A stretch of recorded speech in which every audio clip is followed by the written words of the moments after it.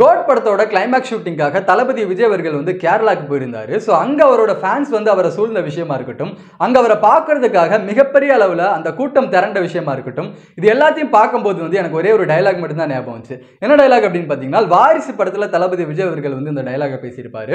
என்ன அப்படின்னு கேட்டிங்கன்னா, கிரவுண்டை மொத்தம் ஆட்கள் இருக்கலாம், ஆனால் ஆடியன்ஸ் எல்லாருமே ஒருத்தனை மட்டும் தான் பார்ப்பாங்க. கேள்விப்பட்டிருக்கிறியா ஆட்ட நாயகன் அப்படின்னு சொல்லிட்டு வாரிசு படத்தில் இந்த டைலாகை பேசியிருப்பாரு. எனக்கு இந்த ஒரு இன்சிடென்ட்டை பார்க்கும்போது அந்த டைலாக் தான் ஞாபகம் வந்துச்சு. ஏன் அப்படின்னு கேட்டீங்கன்னா, கேரளா இண்டஸ்ட்ரியில வந்து நிறைய ஹீரோஸ் இருக்காங்க, மிகப்பெரிய ஹீரோஸ் அப்படின்னு சொல்ல போற நிறைய ஹீரோஸ் இருந்துட்டு இருக்காங்க. பட் அன்னைக்கு அந்த ஆடியன்ஸ் வந்து ஒருத்தரை மட்டும் தான் ஃபோக்கஸ் பண்ணி பார்த்துட்டு இருந்தாங்க. அன்னைக்கு அந்த இடத்துல ஆட்ட நாயகனா தளபதி விஜய் அவர்கள் தான் இருந்தாரு. ஸோ இந்த ஒரு இன்சிடென்ட் மூலியமா அந்த ஒரு டயலாக் வந்து ப்ரூஃப் பண்ணிட்டாருன்னு நினைக்கிறேன். ஏன்னா பயங்கரமா கூட்டம் அன்னைக்கு அந்த கேரளால விஜய் அவர்கள் அங்க போய் நிற்கும் போது வந்து ரசிகர்கள் கூட்டம் அப்படின்றது பயங்கரமா திரண்டு போய் நின்றுச்சு. ஒரு தமிழ்நாட்டில இருந்து வந்த ஒரு ஹீரோக்கு, ஒரு தமிழ்நாட்டோட ஸ்டாருக்கு கேரளால இந்த அளவுக்கு ஃபேன் பேஸா, கேரளால இந்த அளவுக்கு ஃபேன் ஃபாலோவிங் அப்படின்னு பார்க்கும்போது வந்து அது மிகப்பெரிய ஒரு விஷயமா பார்க்கப்பட்டிருந்துச்சு. அண்ட் அதையும் தாண்டி ஒரு முக்கியமான விஷயம் என்ன அப்படின்னு பார்த்தீங்கன்னா, யூஸ்வலா வந்து கேரளா ஆடியன்ஸ் இந்த மாதிரி கிடையாது. அவங்க ஸ்டேட் ஹீரோஸே வந்து இந்த அளவுக்கு அவங்க வந்து செலிப்ரேட் பண்ண மாட்டாங்க. பட் அதையும் தாண்டி தமிழ்நாட்டில இருந்து வந்த ஒரு ஹீரோவை அங்க பயங்கரமா கேரளா ஆடியன்ஸ் வந்து கொண்டாடிட்டு இருக்காங்களே அப்படின்னு பார்க்கும்போது வந்து அது மிகப்பெரிய ஆச்சரியப்படக்கூடிய ஒரு விஷயமா பார்க்கப்பட்டு இருந்துச்சு. பட் இந்த ஒரு விஷயம் அப்படின்றது வந்து நெகட்டிவாகவும் பேசப்பட்டு இருக்குது, பாசிட்டிவாகவும் பேசப்பட்டு இருக்குது. பட் இந்த வீடியோல ரெண்டையும் பத்தி தான் நம்ம பேச போறோம். So let's get started. நான் Madan and this is Madanism. Welcome to the video. It's time to give it to back to mommy. So first வந்து கோட் படத்தோட கிளைமேக்ஸ் கேரளாவில் தான் ஷூட் பண்ண போகிறாங்க அப்படின்ற ஒரு விஷயம் வந்து கன்ஃபார்ம் பண்ணப்படுது. பட் அதுக்கு முன்னாடி ஸ்ரீலங்காவில் எங்கேயோ அவங்க வந்து ஷூட் பண்ண போகிறாங்க அப்படின்ற மாதிரி தான் அவங்க வந்து பிளான் வச்சுருந்தாங்க. பட் அதை எதிர்த்து நிறைய பிரச்சனைகள் வந்ததுனாலையும் அது சார்ந்து நிறைய இஷ்யூஸ் வந்ததுனாலையும் அந்த ஒரு பிளான் அப்படின்றத வந்து அவங்க கைவிட்டுட்டு பிளானை மொத்தமாக மாற்றி இந்த படத்தோட கிளைமேக்ஸை வந்து நம்ம கேரளாவில் எடுத்துடலாம் அப்படின்ற மாதிரி அவங்க வந்து ஃபிக்ஸ் பண்ணுறாங்க. ஸோ தளபதி விஜய் அவர்கள் வந்து கோட் படத்தோட கிளைமேக்ஸ் ஷூட்டிங்காக கேரளாவுக்கு வர போகிறாரு அப்படின்னு சொல்லிட்டு கேரளாவில் இருக்கிற ஃபேன்ஸ்க்கு எல்லாத்துக்குமே இந்த ஒரு இன்ஃபர்மேஷன் அப்படின்றது கிடைச்சிருது. அண்ட் அதையும் தாண்டி இன்னொரு ஸ்டெப் மேல போயிட்டு ட்ரிவாண்ட்ரம் ஏர்போர்ட்டுக்கு அவர் எந்த டைம்ல வராரு அப்படின்ற முதற்கொண்டு இன்ஃபர்மேஷன் எல்லாருக்குமே அங்க வந்து கிடைச்சது. ஸோ அன்னைக்கு ட்ரிவாண்ட்ரம் ஏர்போர்ட்ல அந்த அரைவல் செக்ஷன் இருக்கும் தெரியுமா, பேசஞ்சர் எல்லாருமே இறங்கி வருவாங்க அரைவல் செக்ஷன்ல.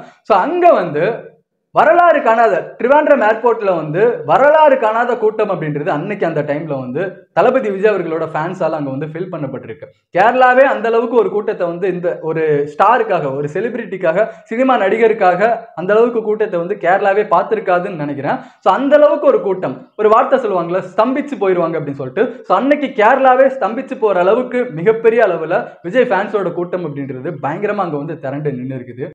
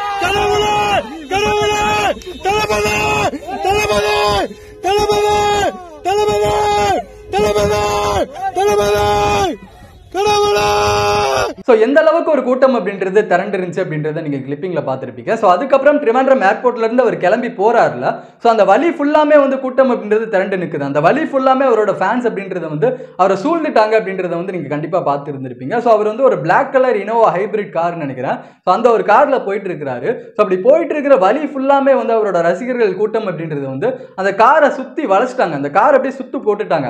அந்த கூட்டத்து மூலமா அந்த கார் அப்படியே நசுக்கி அப்படியே எடுத்துட்டாங்க அப்படின்ற மாதிரி தான் நம்மளால சொல்ல முடியும்னு நினைக்கிறேன்.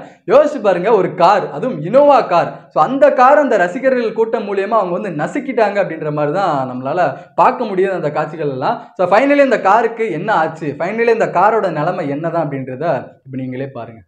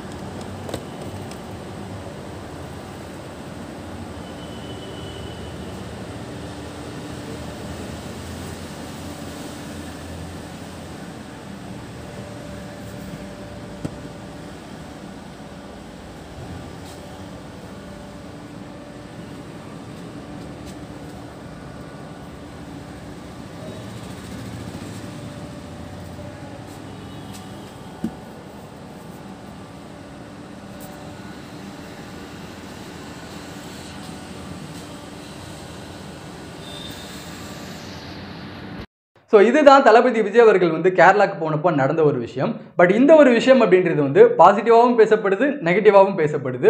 ஒரு பக்கம் பாசிட்டிவாக வந்து தளபதி விஜய் அவர்கள் மாஸ்பா, கேரளாலையும் இந்த அளவுக்கு ஃபேன் ஃபாலோவிங், கேரளாவிலையும் இந்த அளவுக்கு ஃபேன் பேஸ் அப்படின்னு சொல்லிட்டு தளபதி விஜய்னா மாஸ் அப்படின்னு சொல்லிட்டு ஃபேன்ஸ் எல்லாரும் பாசிட்டிவாக பேசிட்டு இருக்காங்க. இன்னொரு பக்கம் நெகட்டிவாக என்ன சொல்றாங்க அப்படின்னு பார்த்தீங்கன்னா, கேரளா ரசிகர்களில் வந்து கேரளா ஆடியன்ஸை வந்து தளபதி விஜய் அவர்கள் வந்து கெடுத்துட்டாரு அப்படின்ற மாதிரி பேசிட்டு இருக்காங்க. ஏன் அப்படின்னு பார்த்தீங்கன்னா, கேரளாவில் இருக்கிற மக்கள்களாக இருக்கட்டும், இல்லை கேரளா ஆடியன்ஸாக இருக்கட்டும், சினிமா ஆடியன்ஸாக இருக்கட்டும், எல்லாருமே வந்து பயங்கரமாக எஜுகேட்டட் அவங்க யாருமே வந்து ஒரு சினிமா ஹீரோக்காக, சினிமா ஸ்டாருக்காக இந்த அளவுக்குலாம் வந்து இறங்கி வந்து செலிப்ரேட் பண்ண மாட்டாங்க, இந்த அளவுக்கு சினிமா ஸ்டாருக்காக வந்து குரல் கொடுக்க மாட்டாங்க அப்படின்னு சொல்லிட்டு ரியாலிட்டியில் இருக்கிற விஷயம். இது வரைக்கும் கேரளாவில் இருக்கிற ஹீரோஸ் எல்லாத்துக்குமே அவங்க வந்து அப்படி தான் பார்த்துருக்காங்க. அவங்க ஸ்டேட்டோட ஹீரோவே வந்து அந்த அளவுக்குலாம் அவங்க வந்து செலிப்ரேட் பண்ண மாட்டாங்க. ஒரு சினிமா ஸ்டார் வராங்க அப்படின்னா தூரத்துல இருந்து பார்த்துட்டு கை காட்டிட்டு அவங்க பாட்டுக்கு போயிட்டு இருப்பாங்க. பட் இந்த அளவுக்கு ஒரு காரை போட்டு நசுக்கிற அளவுக்கு, ஒரு ரோடை பிளாக் பண்ற அளவுக்கு, ஏர்போர்ட்டே வந்து கூட்டத்தால் சூழ்ந்து பிளாக் பண்ற அளவுக்கு அவங்க வந்து பண்ண மாட்டாங்க. பட் விஜய்க்காக அவங்க பண்றாங்க அப்படின்னா விஜய் அவங்க வந்து கேரளா ரசிகர்களை வந்து கெடுத்துட்டாரு அப்படின்ற மாதிரி நெகட்டிவா ஒரு பக்கம் பேசிட்டு இருக்காங்க. இதுல என்னோட பர்சனல் கருத்து ஒன்றும் கிடையாது. சொசைட்டியில் நம்ம இதில் சோஷியல் மீடியாவில் பேசுகிற ஒரு விஷயத்தை தான் நான் உங்க முன்னாடி பேசிட்டு இருக்கிறேன். ஸோ இந்த மாதிரி ஒரு பக்கம் வந்து நெகட்டிவாக பேசிட்டு இருக்காங்க. இன்னொரு பக்கம் என்ன அப்படின்னு பார்த்தீங்கன்னா, தளபதி விஜய் அவர்கள் வந்து ஃபுல்லாக அரசியல் நோக்கத்தில் தான் இது எல்லாத்தையுமே பார்க்குறாரு அப்படின்ற மாதிரி ஒரு கண்ணோட்டத்திலையும் எல்லாரும் பேச ஆரம்பிக்கிறாங்க. எதுக்காக அப்படின்னு பார்த்தீங்கன்னா, அவர் 16 வருஷம் கழிச்சு கேரளாக்கு வராரு. கடைசியாக காவலன் படத்தோட ஷூட்டிங் அப்போ வந்தவர். ஸோ அதுக்கப்புறம் 16 வருஷம் கேரளாக்கு வராரு. அதுவும் படத்தோட ஷூட்டிங்காக தான் வராரு. அவர் நினச்சிருந்தா அவர் வந்து சைலண்டாக போயிருக்கலாம். அவர் எப்போ வராரு, எதில் வராரு, எப்படி வராரு, எல்லா இன்ஃபர்மேஷனையும் வந்து ரசிகர்களுக்கு சொல்லிட்டு ரசிகர்களை பார்க்குறேன் அப்படின்ற ஒரு பேர்ல வந்து தன்னோட அரசியல் கட்சிக்காக ஓட்டு எடுக்கிறதுக்காக தான் அவர் வந்து வராரு. ஏன்னா அவர் நினைச்சிருந்தா ஷூட்டிங் வராரு அப்படின்னா சைலண்டா போயிருக்கலாம். மக்களுக்கு, ஃபேன்ஸுக்கு இந்த அளவுக்கு தெரியப்படுத்திருக்கணும் அப்படின்னு சொல்லிட்டு அவசியம் கிடையாது. ஸோ எல்லாரும் என்ன நினைக்கிறாங்க அப்படின்னு பார்த்தீங்கன்னா, நெகட்டிவா என்ன நினைக்கிறாங்க அப்படின்னு பார்த்தீங்கன்னா, தளபதி விஜய் அவர்கள் வந்து அவரோட கட்சி தமிழக வெற்றி கழகத்தை வந்து ஒரு நேஷனல் லெவலில் ஒரு கட்சியாக வந்து டெவலப் பண்ணி கேரளாலையும் வந்து எலெக்ஷனில் நிற்க போறாரு அப்படின்ற மாதிரி ஒரு பேச்சுகளும் அடிபட்டு இருக்குது. ஸோ அதுக்காக தான் கேரளாவில் இருக்கிற ரசிகர்களையும் அவர் வந்து ஓட்டா பயன்படுத்திக்க நினைக்கிறாரு அப்படின்ற மாதிரியும் ஒரு பக்கம் வந்து பேச்சு அடிகள் பட்டுக்கிட்டு இருக்குது. ஏன்னா சைலண்டா போயிருக்கலாம். இந்த மாதிரி ஒரு பெரிய ஒரு ஆரவாரத்தை வந்து கிரியேட் பண்ணி ரசிகர்கள் மத்தியில் வந்து இந்த அளவுக்கு ஒரு ஹைப்பை கிரியேட் பண்ணி அவர் வந்து வந்துட்டு போகணும் அப்படின்னு சொல்லிட்டு எந்த ஒரு அவசியம் கிடையாது. ஸோ இது எல்லாமே ஓட்டுக்காக தான், அரசியல் நோக்கம் தான் அப்படின்னு சொல்லிட்டு ஒரு பக்கம் பேசிட்டு இருக்காங்க. இன்னொரு பக்கம் என்ன சொல்றாங்க அப்படின்னு பார்த்தீங்கன்னா, தளபதி விஜய் அவர்கள் வந்து அடுத்த எம்ஜிஆராக ட்ரை பண்றாரா அப்படின்ற மாதிரி ஒரு மிகப்பெரிய ஒரு கேள்வியுமே வந்து கேட்கப்பட்டு இருக்குது. ஸோ எம்ஜிஆர் அளவுக்கு நம்ம கம்பேர் பண்ண முடியுமா அப்படின்னு சொல்லிட்டு எனக்கு தெரியல. லைக் இது வந்து என்னோட பர்சனல் கருத்தை நான் வந்து சொல்றேன். எம்ஜிஆர் அளவுக்கு கம்பேர் பண்ண முடியுமா அப்படின்னு சொல்லிட்டு எனக்கு தெரியல. ஏன் அப்படின்னு கேட்டீங்கன்னா, எம்ஜிஆர் அந்த டைம்ல வந்து எம்ஜிஆரை பார்க்க அவரோட ரசிகர்கள் வந்து அவரோட வீட்டுக்கு போனாங்க அப்படின்னு பார்த்தீங்கன்னா, எம்ஜிஆர் வந்து அந்த ரசிகர்கள் வராங்களே வீட்டுக்கு, அவரோட கையில வந்து பணம் கொடுத்து அனுப்புவார், காசு கொடுத்து அனுப்புவார், அவங்க எல்லாத்துக்குமே சாப்பாடு போடுவார் அப்படின்ற மாதிரி அந்த டைம்ல எல்லாரும் சொல்லிட்டு இருந்தாங்க. அது எந்த அளவுக்கு உண்மை அப்படின்னு சொல்லிட்டு நமக்கு தெரியல. எம்ஜிஆர் அவர்கள் வந்து அரசியலுக்கு வர்றதுக்கு முன்னாடியே இந்த மாதிரி விஷயங்கள்லாம் பண்ணியிருக்கிறாரு. அரசியல் வர்றதுக்கு முன்னாடியே மக்களுக்கு வந்து நிறைய நல்ல விஷயங்கள் பண்ணியிருக்கிறாரு. அரசியல் வர்றதுக்கு முன்னாடியே எம்ஜிஆர் ரசிகர்கள் வந்து வீட்டுக்கு வந்தால் இந்த மாதிரி விஷயங்கள்லாம் பண்ணுவார் அப்படின்ற மாதிரி எல்லாரும் சொல்லி நம்ம கேள்விப்பட்டிருக்கோம். பட் இந்த பக்கம் விஜய் அவர்களை நீங்க எடுத்துக்கிட்டீங்க அப்படின்னு பார்த்தீங்கன்னா, விஜய் ரசிகர்கள் விஜய் அவர்களை வந்து இந்த இப்போ கட்சி ஆரம்பிக்கிறது முன்னாடி அவரோட வீட்டுக்கு வந்து ரசிகர்கள் போய் பார்த்தாங்க அப்படின்னா அங்கே எந்த ஒரு ரெஸ்பான்ஸுமே இருக்காது. நம்ம சோஷியல் மீடியாவில் நிறைய வீடியோஸ் பார்த்துருப்போம்ல, விஜய் அவர்களோட வீட்டு முன்னாடி அந்த பெரிய கேட்டு முன்னாடி எல்லாரும் அந்த கேமராவை பார்த்து கையெடுத்து கும்பிடுறதா இருக்கட்டும், இல்லை கேமரா முன்னாடி நின்று விஜய் நான் வெளியே வாங்கினா அப்படின்னு சொல்லிட்டு கெஞ்சுறதா இருக்கட்டும், அப்படின்னு சொல்லிட்டு நிறைய வீடியோஸ் நம்ம பார்த்துருப்போம் கரெக்டாக. ஸோ ரசிகர்கள் அவரோட வீட்டு முன்னாடி போய் நின்னா அங்கே ரெஸ்பாண்ட் பண்ணுறது கூட ஒருத்தருமே இருக்க மாட்டாங்க அப்படின்றது தான் ரியாலிட்டியில் இருந்த ஒரு விஷயம். பட் இப்போ விஜய் அவர்கள் வந்து கட்சி ஆரம்பிச்சதுக்கப்புறம், அரசியலில் வந்ததுக்கப்புறம் விஜய் அவர்களோட ரசிகர்களாக இருக்கட்டும், அவரோட தொண்டர்களாக இருக்கட்டும், அவரோட வீட்டு முன்னாடி போய் நின்னா அவங்க கிட்ட உறுப்பினர் கார்டு இருந்தால் விஜய் அவர்கள் வந்து சந்திக்க ரெடியா இருப்பாரு, சந்திக்க தயாரா இருக்கிறாரு அப்படின்ற மாதிரி பேச்சுகளும் இப்போ அடிபட்டு இருக்குது. ஸோ இது எல்லாமே வந்து விஜய் அவர்கள் வந்து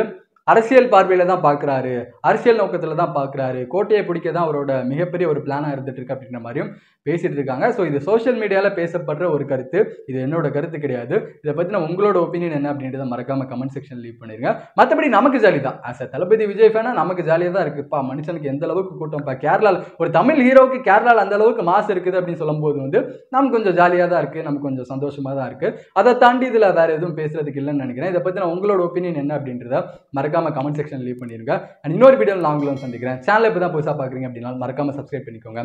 நான் Madan and this is Madani. I'm stepping out from the video. Tata, take care. Bye.